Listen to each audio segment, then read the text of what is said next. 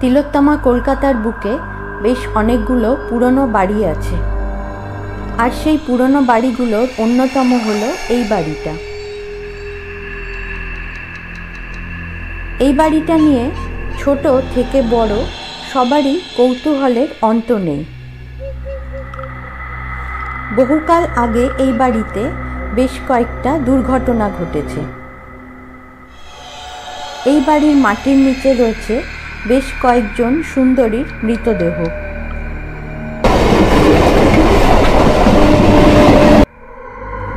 রাতের বেলায় নাকি এই বাড়িতে বেশ অন্যরকম কিছু আওয়াজ শোনা যায়।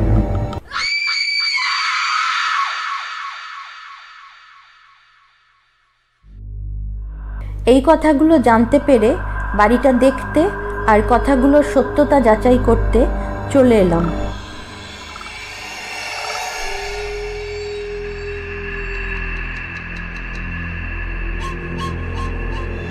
আসবার সময় দূর থেকেই দেখতে পেলাম আমার মতো বেশ কয়েকজন উৎসাহী মানুষের ভিড় এখানে। এই বাড়ির সামনে অনেকেই নানা রকম পোজ দিয়ে ছবি তুলছে।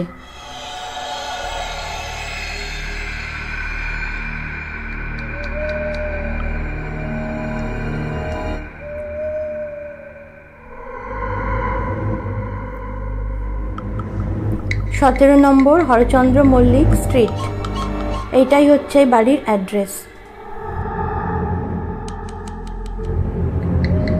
আমি এখন দাঁড়িয়ে রয়েছি উত্তর কলকাতার বিখ্যাত পুতুল বাড়ির সামনে। এই পুতুল বাড়ির সম্বন্ধে আমি কিছু কথা শুনেছি, ওই জন্যই সেটা দেখতে এলাম যে সত্যি নাকি সেই কিছু কথাবার্তা, সেগুলো আমি সবই পরে আস্তে আস্তে আপনাদের বলতে থাকবো। মূলত তিনটে কথা আমি শুনে এসেছি, সেই কথাগুলোই আপনাদের আস্তে আস্তে বলতে থাকবো। আপনারা কিন্তু ভিডিওটা একটু স্কিপ করবেন না, ভীষণ ইন্টারেস্টিং হতে যাচ্ছে এই ভিডিওটা, আপনারা দেখতে থাকুন। আমি ভেতরেও যাব, ভেতরে গিয়ে বাড়িটাও আপনাদের দেখাতে থাকবো, আর এই বাড়িটা কোন জায়গায় সেটাও বলবো, আপনারা এসে দেখতেও পারেন। তবে বাড়িটা কিন্তু অনেক পুরনো আমলের, আর এই যে সব পুরনো সব কাজকর্ম এখানে রয়েছে।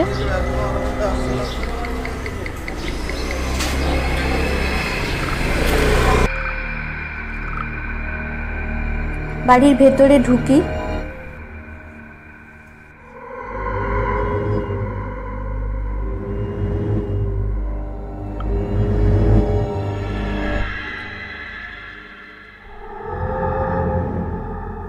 ঢুকেই এখানে বাঁদিকে একটা সিঁড়ি আছে।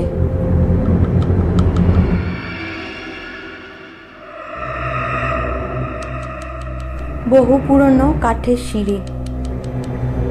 যে তিনটে ঘটনার জন্য এই বাড়িটাকে একটু অন্যরকম বলা হয়, তার মধ্যে প্রথমটা হলো, কথিত আছে এই বাড়ির মালিকের এক সুন্দরী কন্যা ছিল এবং সেই মেয়ের নানা রকম পুতুলের ওপর বেশ আকর্ষণ ছিল। সেই আকর্ষণের জন্যই এই বাড়ির প্রত্যেকটা আনাচে কানাচে নানা আকৃতির প্রচুর পুতুল দিয়ে ডিজাইন করা হয়েছিল। বলা যায় একেবারে পুতুল দিয়ে ঢেকে দেওয়া হয়েছিল। তারপরে সেই মেয়েটা এক দুর্ঘটনার শিকার হয়। তারপর থেকেই তার পুতুলগুলো রাতের বেলায় প্রাণ পেয়ে সারা বাড়িতে ঘোরাফেরা করে।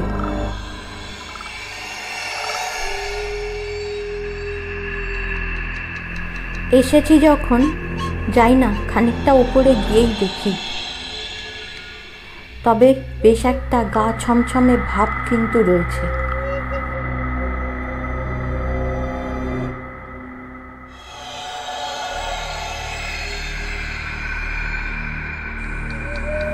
কিছুটা উঠে দেখতে পেলাম একটা তালাবন্ধ ঘর। কবে থেকে তালা বন্ধ আর কী কারণে বন্ধ সেটা কেউ জানে না।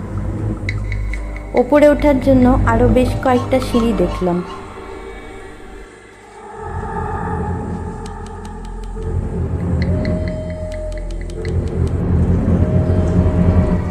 এবার চলে এলাম বাইরে। বাইরে এসে দেখি তখনও বেশ কয়েকজন ছবি তুলছে।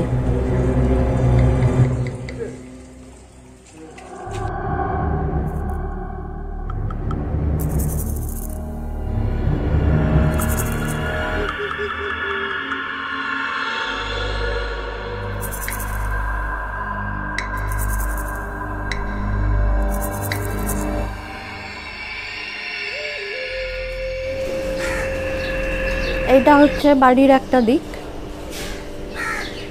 আমি ওই দিক থেকে এলাম, এসে এইখানটায় হচ্ছে ট্রেন লাইন, এটা সার্কুলার রেলের লাইন। এখান দিয়ে সার্কুলার রেল যায়। আর ওই যে গঙ্গা দেখা যাচ্ছে।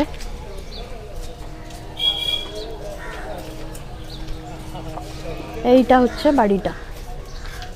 ওই যে ওপরে একটা পুতুল দেখা যাচ্ছে।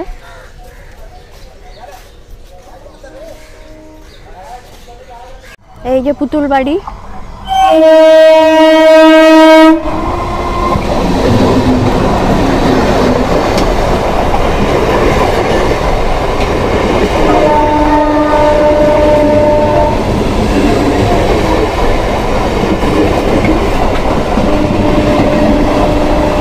ট্রেন যাচ্ছে সার্কুলার রেল। এখানে সিগন্যাল দেখা যাচ্ছে, ট্রেন লাইন। আমি এখন ট্রেন লাইনটা ক্রস করে যাচ্ছি। সামনের দিক থেকে ছবিটা তুলব, পুতুলের ছবি।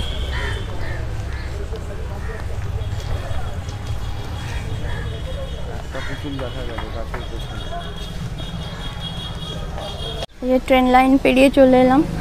এখানে আছে জাগ্রত সংঘ।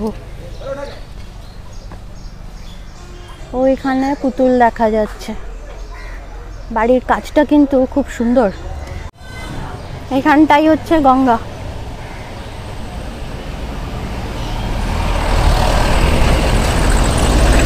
এই রাস্তা দিয়ে গাড়ি যাচ্ছে।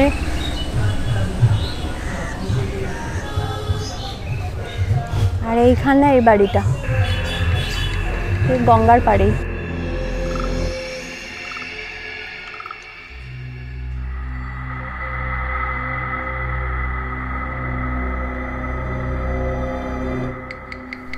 এর পরের ঘটনা শুরু করবার জন্য চলুন গঙ্গার ঘাটে যাই।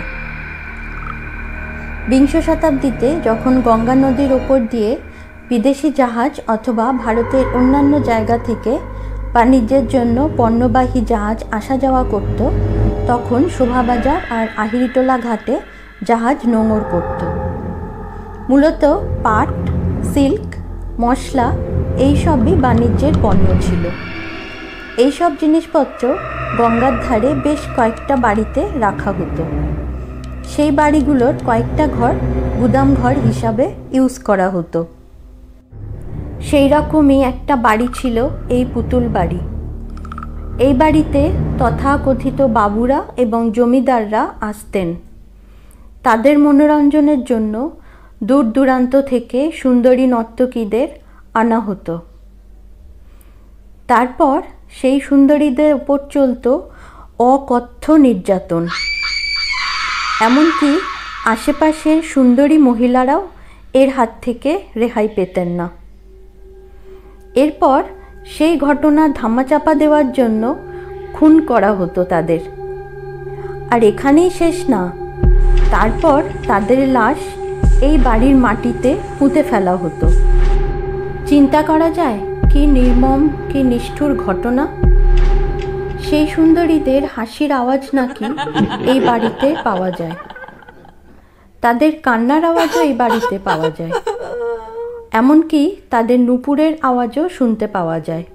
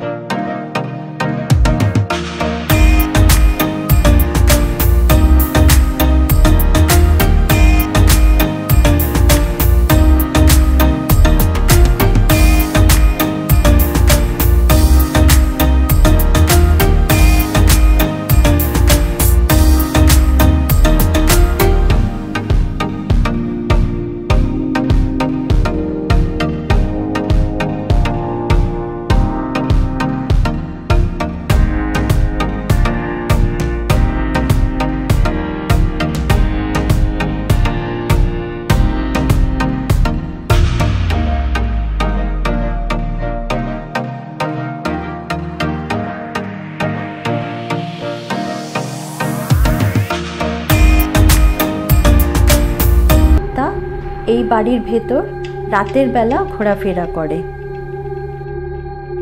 দেখলাম বাড়ির নিচে বেশ কয়েকটা কারখানা আছে।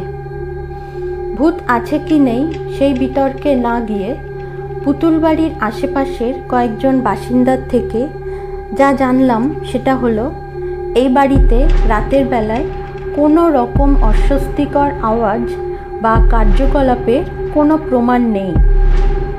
এই বাড়িতে এখন বেশ কয়েকজন বাসিন্দা আছেন। কোনো অসুবিধা হলে তারা কি এই বাড়িতে থাকতে পারতেন? এখানে একটা কথা বলি, আমরা কিন্তু এই বাড়ির বাসিন্দাদের কোনো বিরক্ত করিনি। দেখলাম এই বাড়িটাতে প্রচুর স্টুডেন্ট আসে, কোনো প্রজেক্টের ব্যাপারে বাড়িটার ছবি তোলে অথবা বাড়িটার সম্বন্ধে নানা রকম খোঁজ খবর নেয়।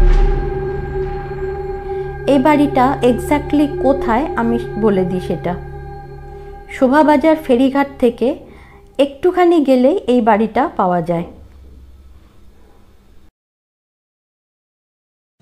ও, এই ফেরিঘাটটা নতুন তৈরি হয়েছে, নিউলি কনস্ট্রাক্টেড শোভাবাজার ফেরিঘাট। পুতুল বাড়ির ভিডিও তোলা হয়ে গেল, আপনারা তো পুরোটাই দেখলেন। এখন আমরা চলে এসেছি শোভাবাজার ফেরিঘাটে, সামনেই গঙ্গা।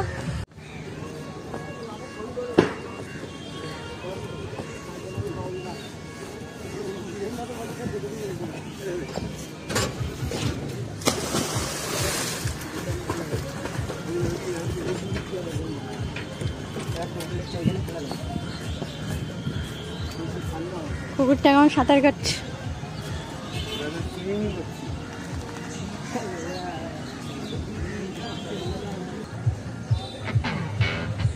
এদিকে একটা সুন্দর মন্দির দেখা যাচ্ছে, ওপারটা সালকিয়ার বাঁধা ঘাট, এদিকে আরেকটা মন্দির।